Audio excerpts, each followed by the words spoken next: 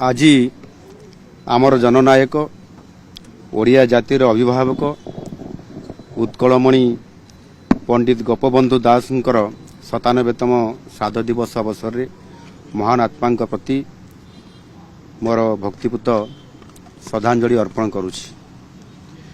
उत्कलमणि गोपबंधु दास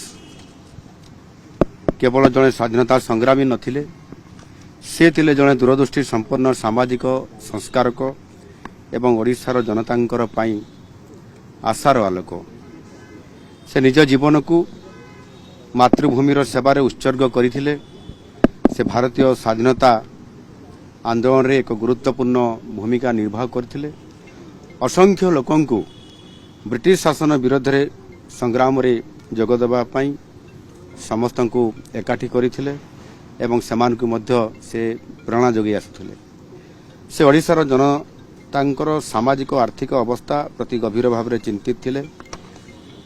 से सत्यवादी वन विद्यालय प्रतिष्ठा करथिले, जहाँ शिक्षा एवं सामाजिक संस्कारर एक मुख्य केंद्र हिसाब रे ताहा प्रतिष्ठित थिला। समाज नामक एक खबर कागज प्रतिष्ठा करथिले, जहाँ ओडिशार जनतांकर पई एक शक्तिशाली कंठस्वर पालटी थिला। तांकर लेखा माध्यम रे से साधारण मनुष्यर समस्या गुडी को उजागर करी रखुथिले एवं सामाजिक न्याय एवं समानता पई से प्रचार मध्य करुथिले। तांको जीवन देशप्रेम, निष्ठापरता, जनसेवा एवं प्रति उत्सर्गर मूल्यबोधर एक प्रमाण थिला। से शिक्षार शक्ति और समाजर उपेक्षित वर्गर उन्नति पाई से गुरुत्वपूर्ण भूमिका निर्वाह करुथिले। तांकर जीवनर आदर्श आमको प्रेरणा दे चली एवं आज राज्य एवं राष्ट्र उन्नति पाई कार्य करिवार गुरुत्व विषय रे सबुबले आमको मने पकाई था एवं आजिर दिन में मध्य याको स्मरण करिवार बहुत बड़ गोटाए अवकाश आसी थाए।